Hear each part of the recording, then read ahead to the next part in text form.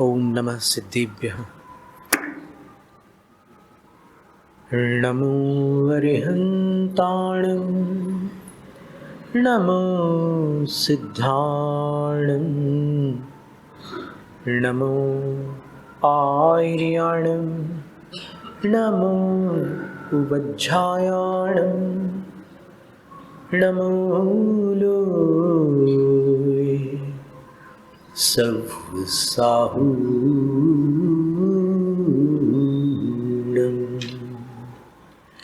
ईसु पंचनमो यारो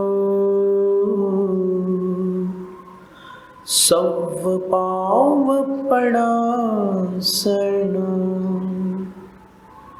मंगलानं च सव्वेसिम् पठमं वै मङ्गलम् चत्तारि मङ्गलम् अर्हन्त मङ्गलम् सिद्धमङ्गलं साहु मङ्गलम् केवलिपर्णतो धम्मो मङ्गलम् चत्तारि लोकोत्तमा अर्हन्त लोकोत्तमा सिद्धलोकोत्तमा साहु लोकोत्तमा केवलिपर्णतो धम्मो लोकोत्तमा चत्तारि शरणं पव्वज्जामि अर्हन्त शरणं पव्वज्जामि सिद्ध शरणं पव्वज्जामि साहु शरणं पव्वज्जामि केवलिपर्णतो धम्मो शरणं पव्वज्जामि।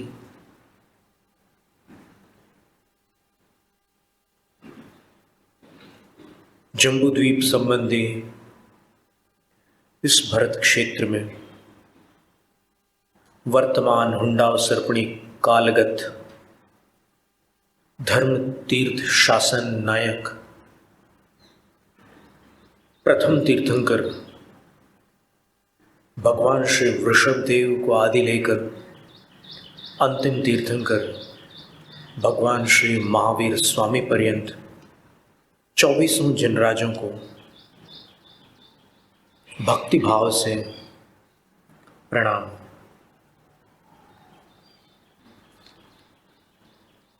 त्रिलोक त्रिकाल संबंधी पंच परम गुरु स्वरूप पांचों परमेष्ठी अरहंत सिद्ध आचार्य उपाध्याय और सर्व साधु भगवंतों को भक्तिपूर्वक नमस्कार। द्वादशांग श्रुत देवता स्वरूपा भगवती जिनवाणी सरस्वती देवी माता को भावपूर्ण वंदन। पूर्व शताब्दी के धर्म धुरंधर आचार्य परम श्रद्धेय ज्ञानी ध्यानी तपस्वी चारित्र चक्रवर्ती पूज्य गुरुवर शांति सागर मुनिराज को नमन। दीक्षा शिक्षा गुरु आचार्य विद्यासागर महाराज को नमन। उत्तम मार्दव धर्म को नमस्कार। जीवन परम पूज्य लक्ष्य श्री ध्यान सागर जी महाराज की।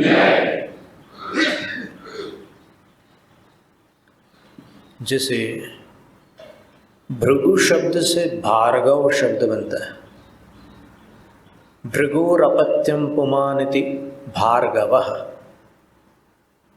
तो भृगु के जो पुत्र हैं उनको भार्गव कहते हैं। और आप जानते होंगे कि शुक्र ग्रह का दूसरा नाम भार्गव भी है।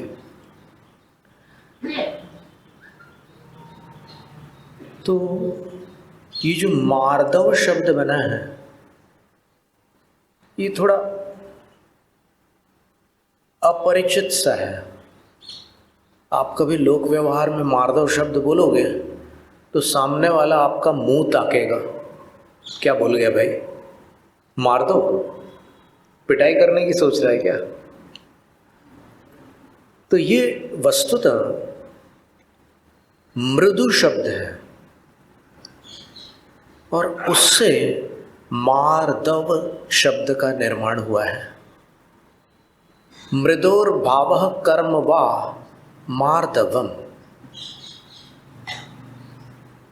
जिसके अंदर मृदुता, कोमलता भरी होती है, उस मानव को मृदु कहते हैं। और उसका जो कोमलता का भाव है, मृदोर भावः, उसको मार्दव कहते हैं। कर्मवा अथवा उसकी जो क्रिया होती है, उसकी जो चेष्टा होती है, वो भी मार्दव कहलाती है। कैसी चेष्टा?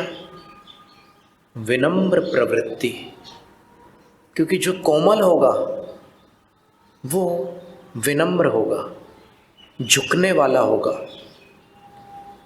जहाँ झुकना है वहाँ झुकने वाला होगा, वरना आप कोई दूसरा अर्थ निकाल दो। तो इसका नाम मार्दव है। और आप देखना कि क्षमा, मार्दव, आर्जव, शौच, सत्य, संयम, तप, त्याग, आकिंचन और ब्रह्मचर्य, इनके अलग अलग क्रम अलग अलग शास्त्रों में मिलते हैं। तत्वार्थ परंपरा में आप देखना तो चौथे स्थान पर लगभग सारी टीकाओं में शौच धर्म का नाम है, लेकिन तत्वार्थ वृत्ति में चौथे स्थान पर सत्य है और पांचवें स्थान पर शौच धर्म है। इसी तरह अगर आप कुंदकुंद आचार्य की 12 अणुवेक्षा देखोगे तो 12 अणुवेक्षा में श्रावक धर्म 11 प्रकार का और मुनि धर्म 10 प्रकार का बताया। तो श्रावक धर्म जो 11 प्रकार का है वो 11 प्रतिमा रूप है। दंसण वै सामाय पोष सच्चित्तराय भत्ते बम्बारंभ परिग अणुमणु दिट देश विरदोय। और मुनि धर्म, तो वहाँ पर 12 अणुवेक्षा में जो मुनि धर्म दिया है उसकी गाथा ये है। उत्तम खम मद्दवज्जव सच्च शौचंच संयमंचैव तव चागम किंचन्नम बम्भा इति सस्विहं होदि। ये 10 प्रकार का मुनि धर्म होता है। पहला उत्तम क्षमा, दूसरा उत्तम मार्दव, तीसरा उत्तम आर्जव, चौथा उत्तम सत्य, कुंदकुंद आचार्य कह रहे हैं, पांचवा उत्तम शौच, छठा उत्तम संयम, सातवां उत्तम तप, आठवां उत्तम त्याग, नौवां उत्तम आकिंचन्य और 10वां उत्तम ब्रह्मचर्य। फिर पुरुषार्थ सिद्धि उपाय में, मूलाचार ग्रंथ में क्रम अलग अलग दिए हैं। तो एक जानने योग्य बात यह है कि अपन किसी एक क्रम का आग्रह न रखें। ये बात समझने योग्य है। कार्तिकेय अनुप्रेक्षा में भी उत्तम शौच पहले है, उत्तम सत्य बाद में है। जैसे सर्वार्थ सिद्धि में, राजवार्तिक में वैसा क्रम है। पर अगर आप आत्मा में देखोगे तो आत्मा में ये 10 एक साथ है।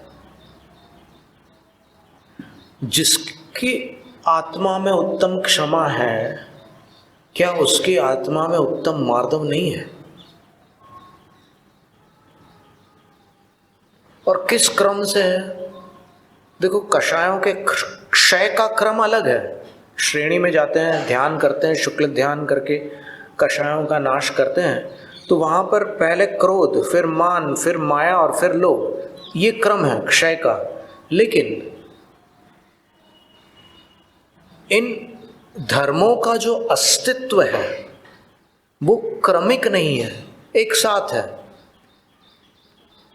अगर आप कहोगे कि पहले दिन क्षमा है, दूसरे दिन मार्दव है, तो फिर पहले दिन अभिमान कर लो जी भर के,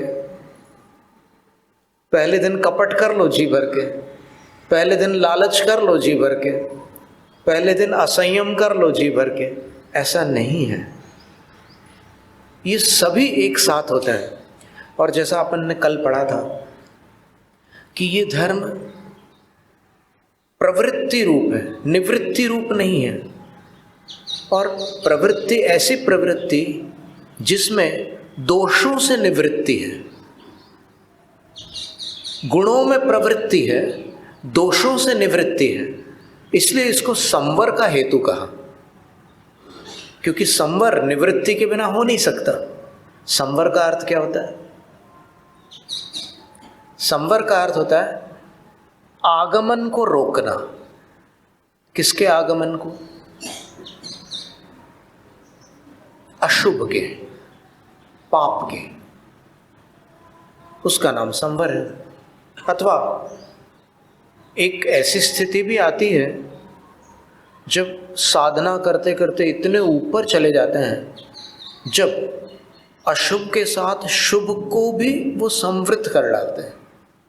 वो भूमिका अभी नहीं है यहाँ किसी की, इसलिए अधिक चतुराई करने की कोई आवश्यकता नहीं है कि हम तो पुण्य और पाप को बराबर समझते हैं। तुम्हारे समझने से कल्याण नहीं होगा, जैसा आगम में कहा है उसको वैसा स्वीकार करने से कल्याण होगा। और पुण्य की आवश्यकता भी होती है जीवों को।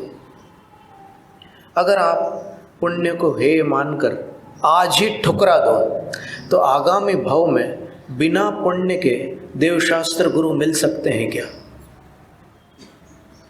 देवशास्त्र गुरु कैसे मिलते हैं? पुण्य के उदय से मिलते हैं या कर्मों के क्षय से मिलते हैं? पुण्य के उदय से मिलते हैं। तो ऐसा पुण्य तो अपने लिए आवश्यक है जो कल्याण में साधक है। वज्र वृषभ नाराज संगनन, बिना मोक्ष नहीं होता। तो उसकी आवश्यकता है कि नहीं आपको? है? तो कई ऐसे पुण्य हैं जो अपने लिए अपेक्षित है, उसके बिना अपन चल नहीं सकते आगे। तो ये सारी बातें हैं। तो उत्तम मार्दव ये पर्व में दूसरे दिन है। जीव में ऐसे दिनों का विभाग नहीं है, सारे धर्म एक साथ हो सकते हैं। तो क्रम को लेकर के कोई आग्रह नहीं रखना है। भिन्न भिन्न क्रम हो सकते हैं। क्रम तो व्याख्यान का है ना। क्रम अपन बोलेंगे तब तो क्रम बनेगा ना। अगर मौन रहेंगे तो सब एक साथ रहेंगे, कोई क्रम की बात ही नहीं है। तो इन 10 धर्मों में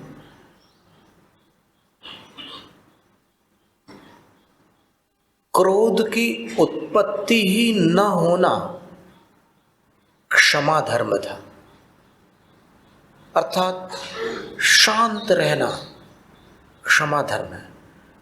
और इन 10 धर्मों में जो उत्तम विशेषण है वो लौकिकता से हटकर धार्मिक अभिप्राय के साथ प्रवृत्ति करने का नाम उत्तम क्षमा है। लोक व्यवहार में भी क्षमा होती है। बॉस से सबॉर्डिनेट सॉरी सर बोलता है, और टीचर से स्टूडेंट्स भी सॉरी बोलते हैं कि आज लेट हो गए, कल नहीं होंगे।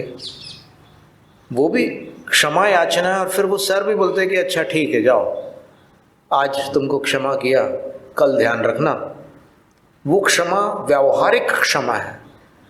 लेकिन यहाँ पर जो क्षमा है इसमें कोई दृष्ट प्रयोजन नहीं है, अर्थात कोई बाहरी उद्देश्य नहीं है, केवल अंदर अपने भावों की निर्मलता उसका प्रयोजन है।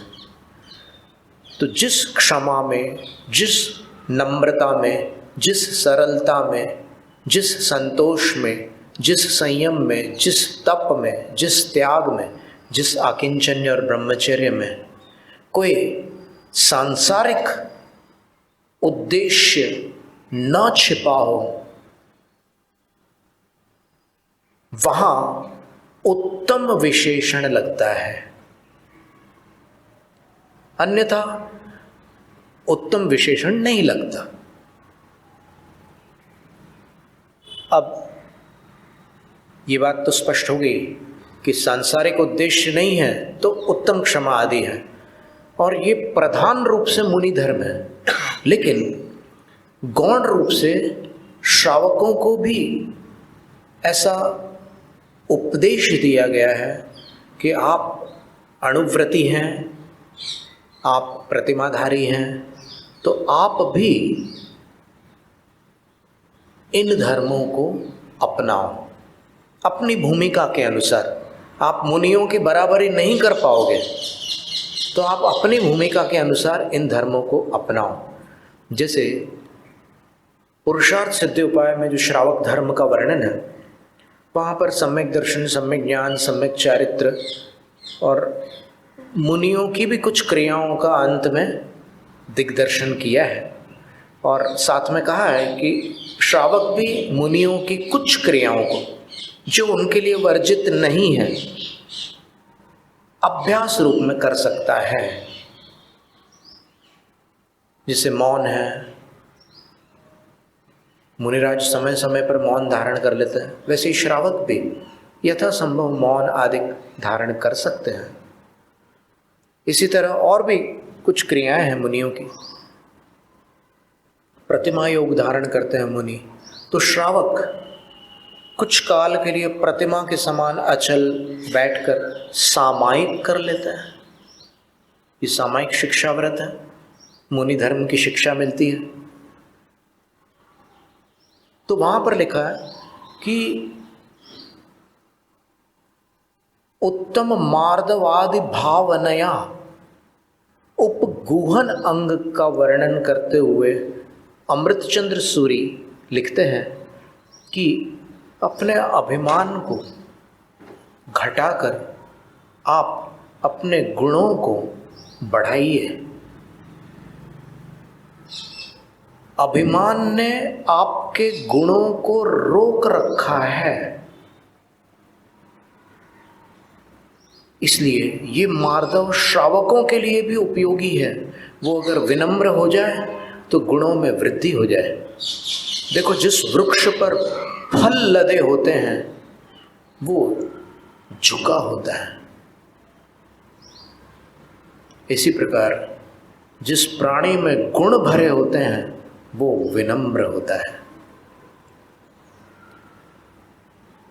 एक बहुत बड़े संगीतकार ने कहा कि जब हम मंच पर आकर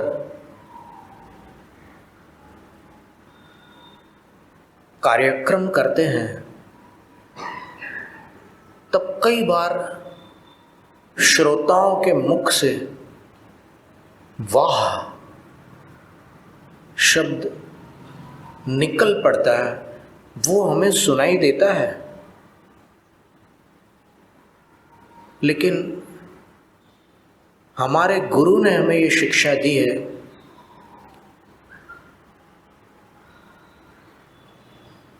कि थोड़ा संभलना उस वाहवाही से।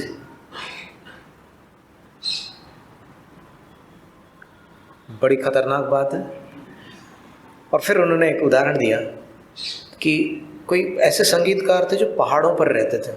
जैसे दक्षिण में कुछ जैन नगर है, पहाड़ियों पर बसे हुए हैं। चिकमगलूर जिला है, वहाँ पर कर्नाटक में पहाड़ियों पर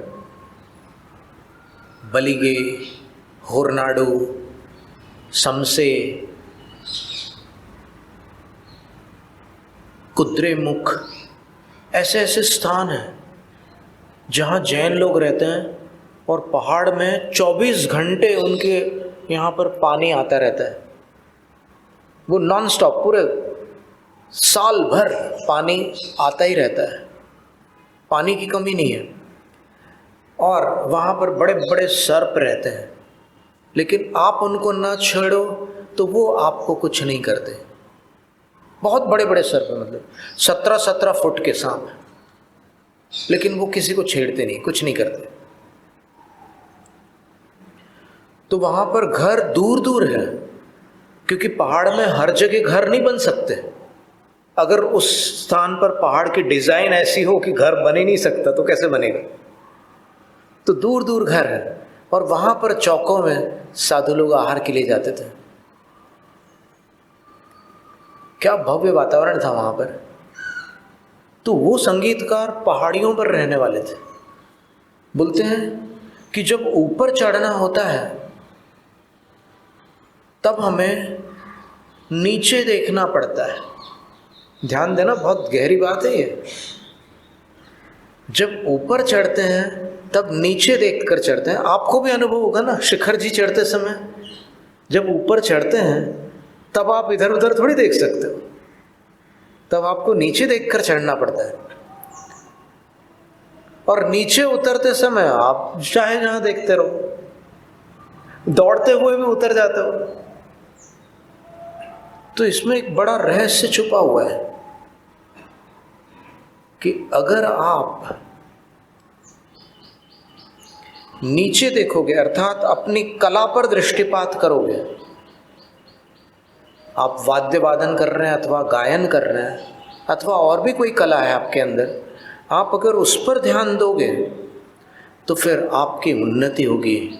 और अगर इधर उधर आजू बाजू देखोगे वाहवाही पर और उसमें फूल जाओगे, क्योंकि वाहवाही में अभिमान आने की बड़ी भारी संभावना रहती है। तालियां बजती है तो फिर एक अजीब सी गुदगुदी होती है कलाकार को।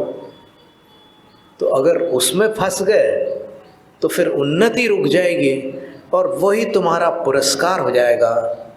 पूज्य समाधि सागर मुनि महाराज कहते थे कि प्रशंसा पुरस्कार नहीं, प्रोत्साहन है, और निंदा दंड नहीं, चेतावनी है।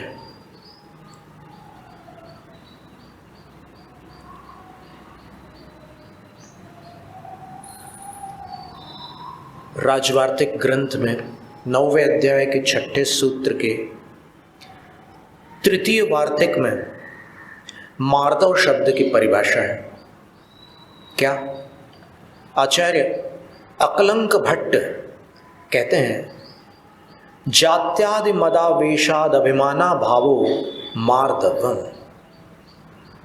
अभिमान करने के कुछ हेतु होते हैं, हर कोई अभिमान नहीं करता। कुछ अभिमान करने लायक उसके पास हो तभी अभिमान होता है, उसके बिना नहीं होता। वो क्या है? तो बोलते हैं कि जाति आदि।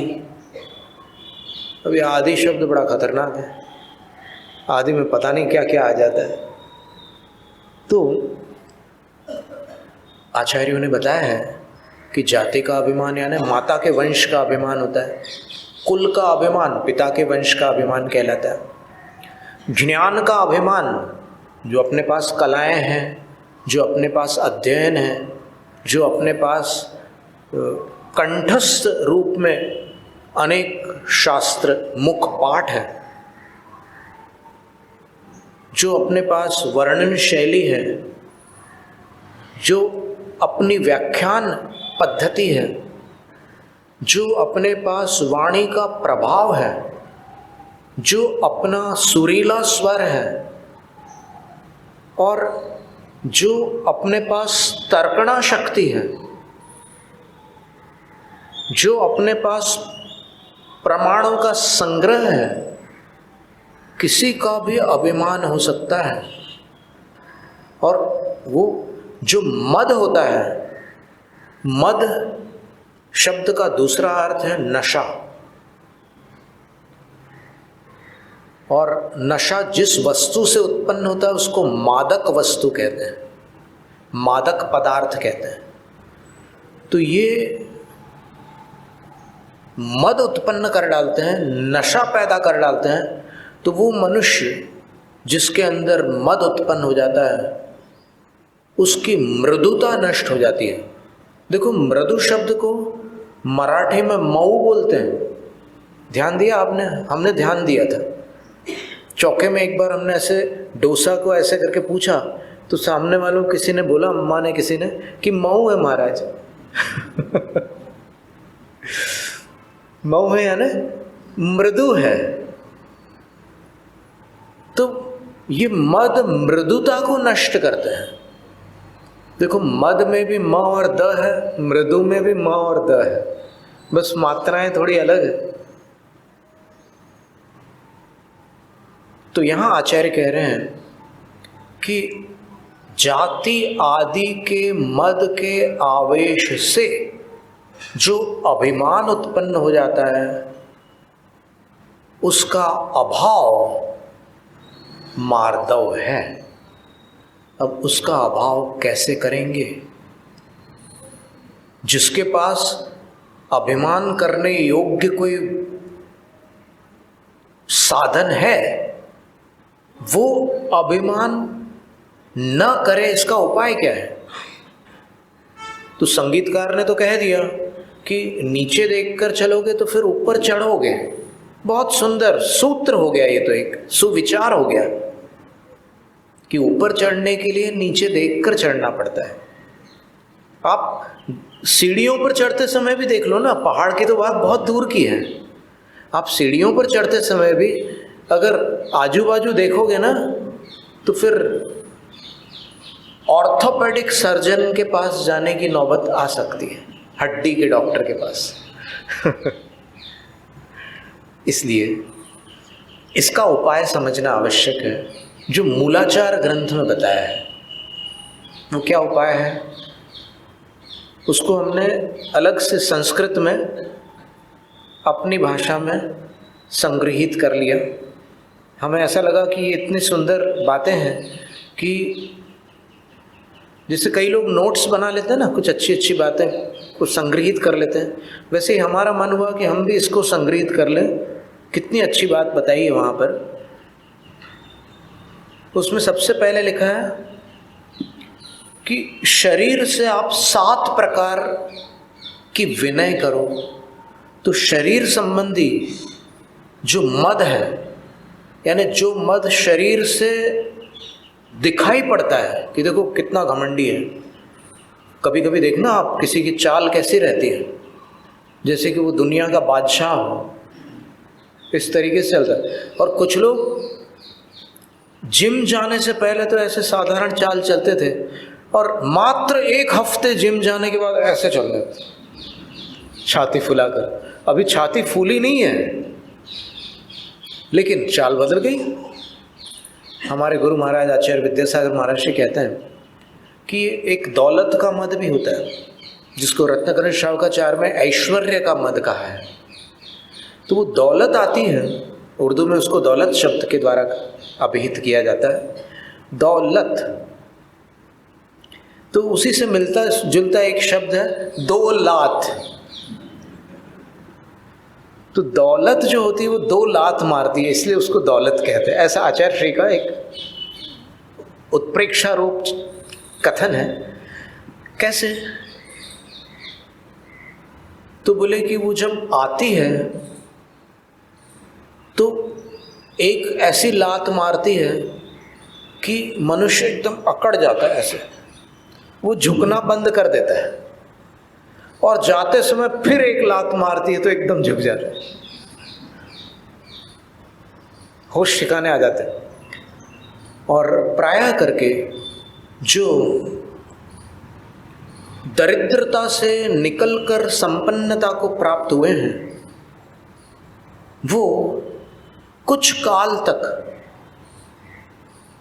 जब तक उनको अपनी पूर्व दरिद्रता का स्मरण रहता है तब तक संपन्न होने पर भी अकड़ते नहीं हैं। लेकिन धीरे धीरे जब उनको अपनी पूर्व अवस्था का विस्मरण होने लगता है तब उनके अंदर भी अभिमान आने लग जाता है। पर जब दोबारा उनको दरिद्रता नसीब होती है तो फिर जिंदगी भर के लिए वो अभिमान छोड़ देते हैं।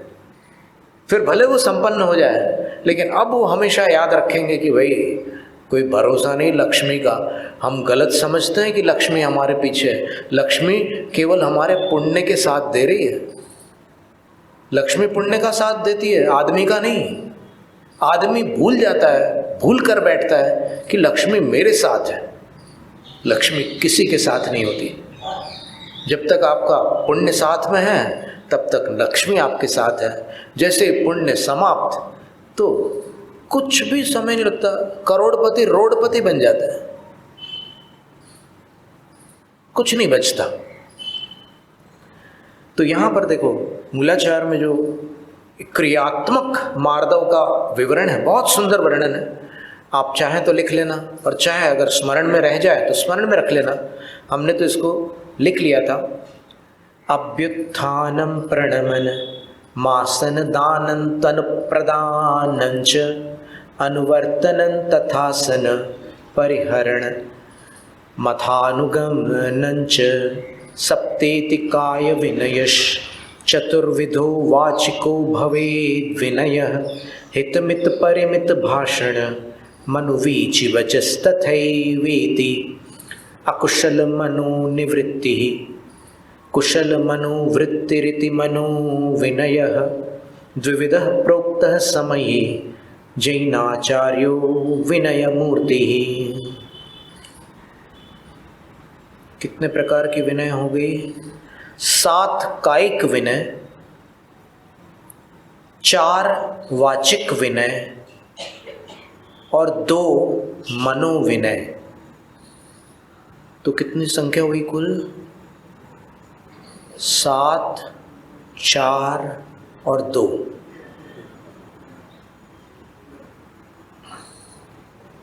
तेरह प्रकार की विनय हो गई। अब एक एक को अपन समझते हैं। जब भी कोई बड़े आते हैं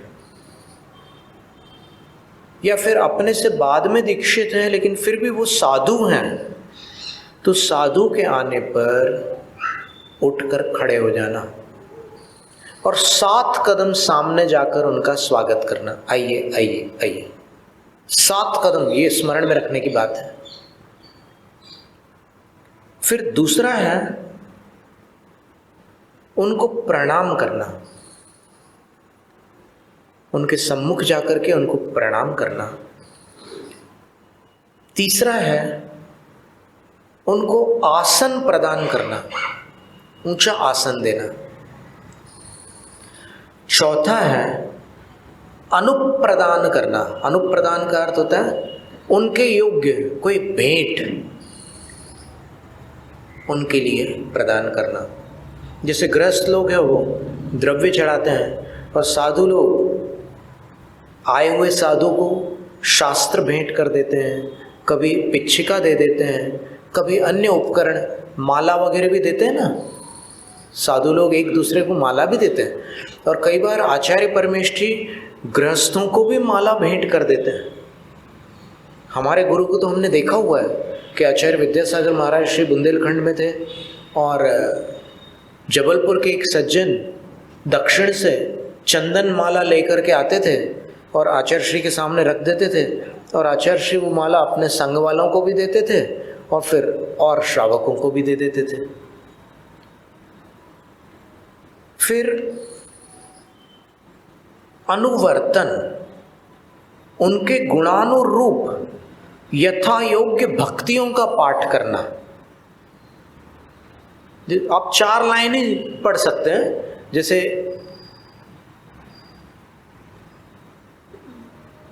अमन भाई पढ़ते हैं ना, 4 लाइन पढ़ते हैं। जैसे अभी अभी अपने जब उपदेश प्रारंभ हो रहा था तब वचन सरल प्रवचन सरल, सरल आपकी काय, ऐसा कुछ पढ़ा था ना। प्रवचन दो गुरु राय, तीसरा क्या था? सरल आपकी काय, हम श्रावक अर्जी करें, प्रवचन दो गुरु राय। ऐसे कुछ पंक्तियां पढ़ना, ये भी कायिक विनय है। और फिर कायोत्सर्ग आदि करना, गुरुजनों के पास आकर 9 बार नमोकार मंत्र पढ़ा जाता है, उसको कायोत्सर्ग कहते हैं। और उनके शरीर, उनके काल, उनके भाव के अनुरूप सेवा वैयावृत्ति करना। देखो, कोई साधु है उनका शरीर कठोर है, कोई साधु है उनका शरीर मृदु है, कोई वृद्ध है, कोई युवा है, तो योग्य वैयावृत्ति करना। बरेली में एक वैयावृत्ति करने आते थे श्रावक, तो उनको बाकी श्रावक लोग बोलते थे कि ये हड्डी तोड़ है बोले। इतना जोर से दबाते थे कि एकदम, कोई कोमल साधु हो तो उनको तकलीफ हो जाए। तो योग्य वैयावृत्ति करना, अपनी सांसों से, या आप बोलते चले जा रहे हो और उनके ऊपर छींटे गिर रहे हैं, इस प्रकार की प्रवृत्ति नहीं करना। अपना पसीना उनके ऊपर नहीं गिरने देना, और पसीने वाले हाथ का स्पर्श उनके शरीर से नहीं करना। अभी हमारे पैरों में एक नाखून अंगूठे वाला, वो अभी स्थानांतरित हो रहा है। उसका हेतु क्या था कि अब हम किसी की शिकायत तो नहीं कर रहे हैं, हमारा ही कर्मोदय था। तो जब कुंथलगिरी की हम वंदना कर रहे थे तो किसी भक्त ने पैर का अंगूठा इतने जोर से दबा दिया कि वो अंदर से नाखून टूट गया। तो अब वो नया नाखून आ रहा है और पुराना धीरे धीरे जा रहा है, वो जल्दी जल्दी जा भी नहीं रहा है धीरे धीरे जा रहा है। तो अब देखते हैं कितने महीने लगते हैं। तो इसमें ये बता रहे हैं कि ये कायिक विनय में इस बात का ध्यान रखना होता है कि साधु की सेवा करते समय भी कोई ऐसी प्रवृत्ति न हो जाए जिससे उनको कष्ट हो। और कुछ लोगों के हाथ में पसीना आता ही है तो फिर वो दूसरों को मौका दे, नहीं मेरे को तो करना ही है। तो आप थोड़ा सा इसमें विवेक से काम लें, और इसके बाद उनके आने पर अपना आसन छोड़ देना और उनके जाने पर कुछ कदम साथ चलना, उनके पीछे चलना। ऐसी 7 कायिक विनय होती हैं। फिर वाचिक विनय कौन सी है? अब 7 के नाम एक बार फिर से बता देते हैं। पहला है अभ्युत्थान, उठकर खड़े होना। ये शब्द आपने सुना होगा ना, महेंद्र कपूर की आवाज़ में, महाभारत सीरियल की शुरुआत में, यदा यदा हि धर्मस्य ग्लानिर्भवति भारत अभ्युत्थानमधर्मस्य तदात्मानं सृजाम्यहम्। अभ्युत्थान का अर्थ होता है उठकर खड़े होना। तो जब अधर्म उठ करके खड़े हो जाता है, तदात्मानं सृजाम्यहम्, तब मैं अपनी आत्मा का सर्जन करता हूँ। ये कृष्ण जी अर्जुन से कह रहे थे, गीता में है ये श्लोक। और फिर उसके बाद वाला श्लोक भी है, 2 श्लोक बोलते हैं वो, परित्राणाय साधूनां विनाशाय च दुष्कृतां धर्म संस्थापनार्थाय संभवामि युगे युगे। फिर शंख बजता है तो अभ्युत्थान। फिर दूसरा है प्रणाम। जो लिख रहे हैं उनके लिए हम थोड़ा सा दोहरा रहे हैं इसको। अभ्युत्थान, प्रणाम, आसन दान। चौथा अनुप्रदान। 5वां अनुवर्तन, अनुकूल प्रवृत्ति करना, सेवा आदि के समय उनकी स्थिति का ध्यान रखना। फिर आसन परिहरणम, अपना आसन त्याग देना। बड़ों के आने पर, अब कोई गुरुजन आ रहे हैं तो आप कुर्सी पर बैठे नहीं रहेंगे, आप खड़े हो जाएंगे। देखो कई बार जब गमन होता है, विहार होता है, तो जैनेतर लोग भी मान लो उनके सिर पर बहुत वजन है तो वो वहीं खड़े हो जाते हैं और अपने पैर चप्पल से बाहर कर देते हैं। ये उनका आसन त्याग हो गया। अब वो नीचे बैठकर थोड़ी प्रणाम कर सकते हैं, इतना वजन उतारेंगे कैसे और चढ़ाएंगे कैसे फिर वापस। तो यथा योग्य वो करते रहते विनय। और उसके बाद अथानुगमनम च, उनके पीछे थोड़ी दूर तक के छोड़ने जाना। ये कायिक विनय हो गई। अब वाचिक विनय के 4 भेद हैं। सबसे पहले बड़ों के सामने कोई अहितकारी वचन नहीं बोलना, हितकारी वचन ही बोलना है। दूसरा, सीमित शब्दों में बोलना है। तीसरा, कारणवश बोलना है, अकारण नहीं बोलना है। तो इन तीनों के नाम हैं हित, मित, परिमित। हित का अर्थ हितकारी वचन, मित का अर्थ सीमित, और परिमित का अर्थ होता है उद्देश्य सहित। और वचन विनय में अंतिम है अनुवीची वचन, शास्त्र सम्मत वचन बोलना, शास्त्र विरुद्ध नहीं। ये वाचिक विनय हो गई। और अब मनोविनय के 2 भेद हैं। वो कौन से हैं? वाचिक विनय लिख लिया आपने, हित, मित, परिवित और अनुवीची। मनोविनय के 2 भेद हैं। फिर हम एक कथा सुनाएंगे अंत में, बड़ी मार्मिक कथा है। और एक घटना भी सुनाने का विचार है हमारा, हमें अभी ख्याल में आ रही है एक घटना आचार्य शांति सागर महाराज श्री की, तो वो भी हम सुनाना चाहेंगे। तो मनोविनय में अकुशल मनोनिवृत्ति, कुशल मनोप्रवृत्ति, मन प्रवृत्ति। अकुशल मन का त्याग करना, जिस मन में बुरे बुरे विचार आ रहे हैं उसको छोड़ देना मनोविनय है। और अच्छे विचार करना भी मनोविनय है।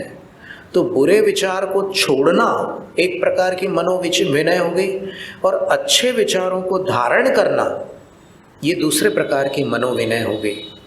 इस प्रकार ये कुल 13 प्रकार की विनय होती है। इन 13 विनयों से साधु उत्तम मार्दव धर्म के धारी हो जाते हैं। कितनी सुंदर बात है। और इसके अलावा शास्त्रों में और भी बातें कही हैं, उसका विस्तार अभी यहाँ करने की आवश्यकता नहीं है। इतनी बातें आपने सुन ली तो अब आपको आपकी भूमिका के योग्य क्या करना है ये समझ लीजिएगा। जैसे मान लो आप मंदिर के द्वार के सामने से निकल रहे हैं तो अंदर त्रिलोकीनाथ की स्थापना है, तो आप सीधे नहीं निकल सकते। अगर आपके पास मार्दव है तो आप सीधे नहीं निकल सकते, आप ऐसे झुक करके निकलेंगे। भले उसमें 3 सेकंड्स लगे, लेकिन उतने समय के लिए आपको झुकना ही होगा। त्रिलोकीनाथ है, उनके सामने से आप जा रहे हैं, आप कहोगे कि नहीं ये हमारा रास्ता, अरे रास्ता होगा,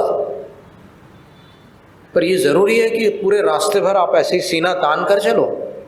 ऐसा नियम कौन से शास्त्र में आया है? अरे जहाँ विनम्र होने का कोई स्थल आ जाए वहाँ पर विनम्र हो जाओ, क्या बिगड़ जाएगा? इतने झुकने से क्या आपकी कोई नस खिसक जाएगी क्या, या मोच आ जाएगी? नहीं, जितना बने उतना तो कर ही लो। और इसी प्रकार जब कभी गुरुजन दिखाई दे आपको तो हाथ जोड़ लेना और अपने स्थान से उठ जाना। अपन ने पढ़ाई है अभी अभी ये सारी बातें, ज़्यादा विस्तार करने की आवश्यकता नहीं है, आप अपने ही विवेक से समझ सकते हैं। शास्त्र को भी दोनों हाथों में उठाना, एक हाथ में नहीं, और ऐसे नीचे नहीं पकड़ना जैसे अपन किसी नोटबुक को पकड़ के ले जाते हैं, वैसे नहीं। अपन इसको ऊपर पकड़ेंगे, ऊंचा स्थान देंगे, विनय करेंगे। और पन्ने पलटते समय फूंक मार करके नहीं पलटना, मुख से छींटे आ सकते हैं। और मुंह में उंगली लगा करके भी नहीं पलटना, शुद्धि भंग होगी। इसी प्रकार और भी बहुत सारी, पैरों में हाथ लगे हैं तो फिर उस हाथ को आप शास्त्रों में मत लगाइए, अथवा आपने सैंडल खोला और तुरंत आकर गुरु के पैर छू लिए। अब वो सैंडल वाले हाथ हैं तो आप कुछ इंच दूर से ऐसे प्रणाम कर सकते हो। ये ज़रूरी है क्या कि छूना ही है? अगर छूना ही हो तो हाथ स्वच्छ करके छू लो, कोई आपत्ति नहीं है। ये छोटी छोटी बातें हैं लेकिन इनका फल बड़ा होता है। तो इस तरह ये सारी चर्चा थी। अब 2 घटनाएं जो हम आपको बताना चाह रहे थे वो ये है कि आचार्य शांति सागर महाराज श्री ने यरनाल में देवेंद्र कीर्ति, जिनका नाम बोलचाल में देवप्पा स्वामी था, उनसे दीक्षा ली। क्षुल्लक दीक्षा भी ली, मुनि दीक्षा भी ली। एलक दीक्षा उन्होंने गिरनार जी में स्वयं ली। अब दीक्षा लेने के उपरांत जो उस समय मुनियों की चर्या थी, आचार्य शांति सागर महाराज श्री ने दीक्षा से पहले मूलाचार ग्रंथ का स्वाध्याय कर लिया था। तो उन्होंने उस चर्या में संशोधन किया, कुछ किंचित परिवर्तन किया। और परिवर्तन करने में जो वातावरण उस समय बना हुआ था उसमें थोड़ा उनको कुछ कठिनाई भी आई, लेकिन वो कठिनाई से घबराए नहीं। उन्होंने अपनी चर्या को जैसा उन्होंने पढ़ा था और जैसा समझा था वैसा बना लिया। और कुछ काल व्यतीत हो गया। 1920 में मुनि दीक्षा हुई थी। 1924 में वो आचार्य हुए और उनके जो गुरु थे देवप्पा स्वामी,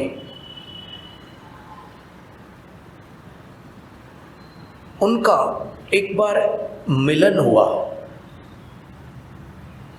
तो जब गुरु शिष्य का मिलन हुआ तब गुरु ने उनकी चर्या देखी और चर्या देखकर ये निर्णय किया कि उनकी चर्या मेरे शिष्य की चर्या आगम सम्मत है, मेरी चर्या में कुछ चूक है। तो अब देखिएगा कि क्या गुणानुराग रहा होगा उनमें, देवप्पा स्वामी में, कि वो अपने शिष्य के सम्मुख जाकर के विनम्र होकर कहते हैं कि मुझे छेदोपस्थापना प्रदान करो। अर्थात अब मैं आपकी चर्या को शुद्ध मानता हूँ, अपनी चर्या को शुद्ध नहीं मानते हुए आपसे याचना करता हूँ कि आप मुझे सही चर्या में स्थित करें।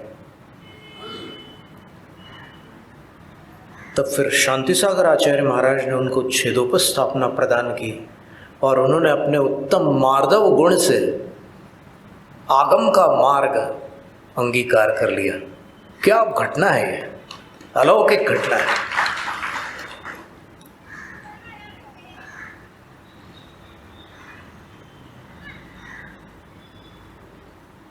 दूसरी घटना पौराणिक है और उस घटना में एक अरहत दत्त नाम के सेठ थे। सप्तऋषि का जहाँ पर वर्णन आया है पद्म पुराण में, पर्व 92 है, वहाँ पर उन्होंने सप्तऋषियों ने मथुरा में चौमासे की स्थापना की थी, लेकिन उनके पास रिद्धियाँ थीं। तो वो उन रिद्धियों के प्रभाव से कहीं से कहीं जाकर आहारचर्या कराते थे। कभी वो दक्षिण चले जाते थे तो पोदनपुर में उनके आहार हो जाते थे, और कभी किसी और नगरी में जाकर के आहार कराते थे, कभी वाराणसी में, कभी हस्तिनापुर में, कभी अयोध्या में, चौमासा मथुरा में था, पर रिद्धि के प्रभाव से उनके लिए ऐसा कोई प्रतिबंध नहीं था आगम की ओर से कि आप इतनी सीमा में रहोगे, ठीक है, वहां आ जाओगे, जहां भी जाओ वहां से लौटकर उस स्थान पर आओगे, ये था उनका नियम। तो एक दिन सीता जी के यहाँ पर आहार हो गए उनके अयोध्या में। फिर किसी दिन दोबारा वो अयोध्या पधारे। तो जब वो अयोध्या पधारे तो अरहद्दत्त सेठ, जो अयोध्या का प्रधान मुनि भक्त सेठ था, उसको पूरी जानकारी थी कि मुनि सुव्रत जिनालय में कौन से संघ का चौमासा हो रहा है और अमुक वसतिका में कौन से साधु विराजमान है और उस गुफा में कौन से साधु विराजमान है और वहाँ वृक्ष तल पर कौन से साधु चौमासा कर रहे हैं, कौन से साधु 4 महीने का उपवास कर रहे हैं, कौन से साधु पक्षोपवास कर रहे हैं, कौन से मासोपवास कर रहे हैं, सबका पता था उनको। तो जब वो सप्त ऋषि आहारचर्या के लिए अयोध्या में उतरते हैं तो अरहद्दत्त सेठ के आंगन में आते हैं। अरहद्दत्त उनको देखकर पहचान नहीं पाता ये कौन है, और जो अरहद्दत्त सेठ ने सीख रखा था, जो उसके पास ज्ञान था, उस ज्ञान के मद में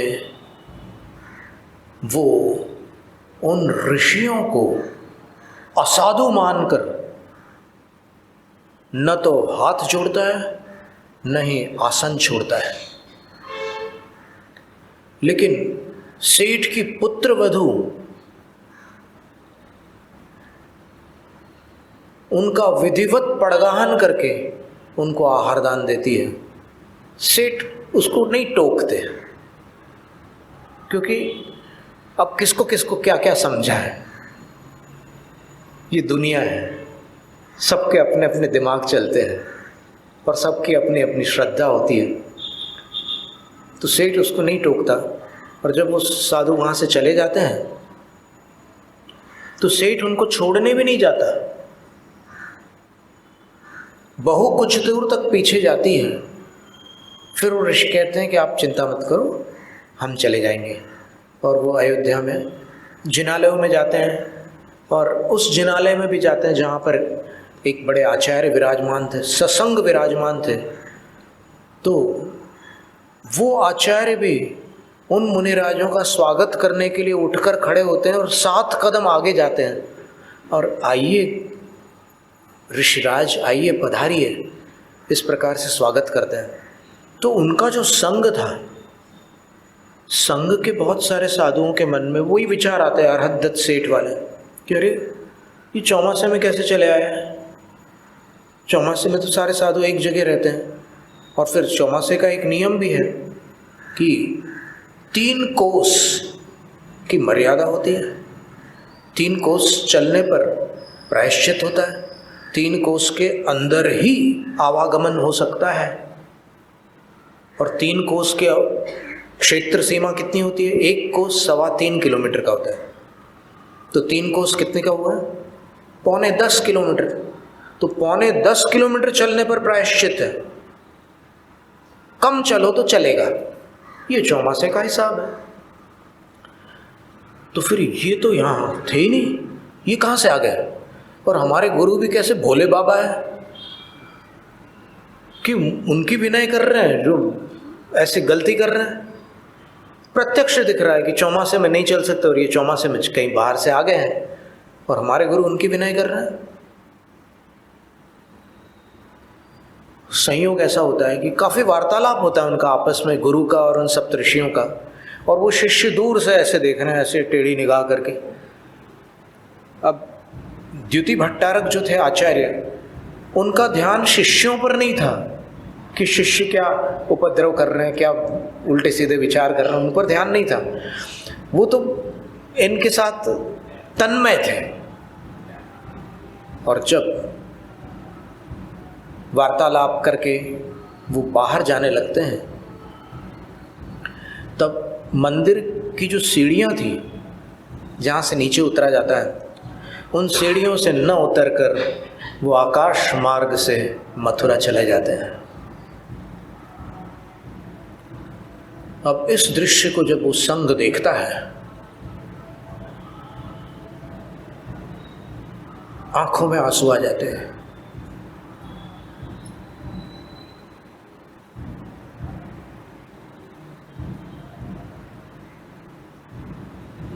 सारा संघ इतना व्यथित हो जाता है कि हमने कितना बड़ा अनर्थ कर डाला है। हमने अपने गुरु पर शंका की और ये तो ऋषि थे। ऋषियों का वर्णन हमने गुरु के मुख से ही सुना था और हमने तो शुरू से सीखा है कि परमेष्ठियों की विनय करना, और आज हम परमेष्ठियों में भी जो विलक्षण श्रेणी में आते थे, ऐसे ऋषियों के अभिनय की हमारी कौन सी गति होगी। वो अश्रुपूरित आंखों को लेकर गुरु के चरणों में आकर अपने अपराध की आलोचना करते हैं और प्रायश्चित से शुद्ध होते हैं। अब कुछ समय के उपरांत अर्हतदत्त सेठ उसी जिनालय में भगवान की वंदना के लिए पहुंचता है और वहाँ पर भगवान की वंदना करके गुरुजनों को प्रणाम करता है। और द्वितीय भट्टारक आचार्य को देख करके अर्हतदत्त सेठ प्रश्न करता है कि गुरुवर, आज आपका मुखमंडल बड़ा आह्लादित दिखाई दे रहा है, आज आप कुछ विशेष प्रसन्न दिख रहे हैं, क्या बात है? तब वो बोलते हैं कि आज हमारे पुण्योदय से हमें ऋषियों के दर्शन प्राप्त हुए, जिनके दर्शन देव दुर्लभ है, उन ऋषियों के दर्शन आज हमने प्राप्त किए। और क्या बताऊं सेठ, तुम तो परम मुनि भक्त हो। आज मैंने सप्त ऋषियों के दर्शन ही नहीं, उनके साथ वार्तालाप भी किया और कई समाधान प्राप्त किए आगम के। आज मेरा जीवन धन्य हो गया।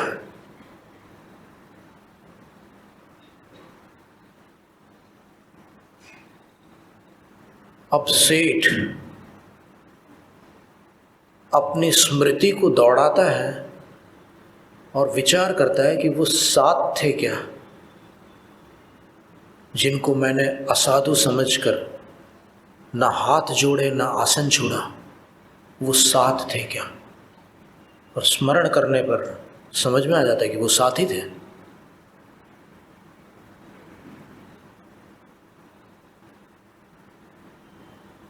तो अब संघ के पश्चात अर्हतदत्त सेठ की बारी थी। ऐसा लग रहा था अर्हतदत्त सेठ को कि जो मुनि के दर्शन होने पर भी आसन छोड़कर खड़ा नहीं होता, वो मिथ्या दृष्टि होता है, और मैं तो महामिथ्या दृष्टि हूं कि मेरे घर आहार हुए और मैं उनको असाधु ही समझता रहा। धिक्कार है मेरी दुर्बुद्धि पर। अगर इस समय धरती फट जाए और मैं अंदर समा जाऊं तो उत्तम हो। मैं क्या करूं? मैंने कितना बड़ा अनर्थ कर डाला। ज्ञान के मद में आकर और अपने आप को मुनि भक्त शिरोमणि समझकर मैंने मुनि शिरोमणियों का अनादर कर डाला। मेरे लिए नरक के सिवाय और कौन सी गति हो सकती है? वो गुरुओं के चरणों में शपथ लेते हैं कि हे गुरुवर, मुझसे बहुत बड़ी गलती हो गई है। मैंने उन ऋषियों को नहीं पहचाना और अनर्थ कर डाला। अब मैं शपथ लेता हूँ कि जब तक मैं उनके दर्शन करके उनके चरणों की पूजा भक्ति अर्चना पूजा वंदना नमस्कार नहीं कर लेता, तब तक मुझे शांति नहीं मिलेगी। और फिर जब वर्षा योग का काल समाप्त होता है, तब सेठ यहाँ से निकलकर उनके दर्शन हेतु मथुरा जाते हैं। मथुरा जाकर के उनकी दर्शन वंदना भक्ति आदि करके उनको सुकून मिलता है। और वो परम सम्यक दृष्टि थे वो सेठ। और श्री राम ने उनसे पूछा था एक बार कि इस समय अयोध्या के आसपास कौन से साधु हैं, तब उनने बताया था कि सुव्रत नाम के एक मुनिराज इस समय अयोध्या के निकटवर्ती हैं। जब लक्ष्मण का अवसान हो गया था और अंतिम संस्कार हुआ था, उसके बाद की ये घटना है। तो इसलिए ये ज्ञान का मद, रूप का मद, कुल का मद, जाति का मद, ऐश्वर्य का मद, बल का मद, ये सारे मद छोड़ने योग्य है और मृदु होने योग्य है, क्योंकि मृदु ही कल्याण को प्राप्त होता है। जो कठोर होता है उसका अकल्याण होता है। ओम ह्रीं उत्तम मार्दव धर्मांगाय नमः। ओम ह्रीं उत्तम मार्दव धर्मांगाय नमः। ओम ह्रीं उत्तम मार्दव धर्मांगाय नमः।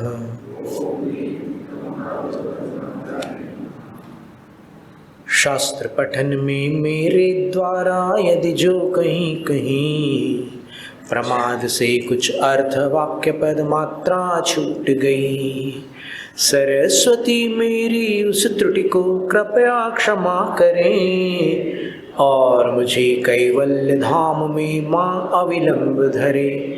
वांछित फलदात्री चिंतामणि सदृश मात तेरा, वंदन करने वाले मुझको मिले पता मेरा। बोधि समाधि विशुद्ध भावना आत्म सिद्धि मुझको मिले और मैं पा जाऊं मां मोक्ष महासुख को।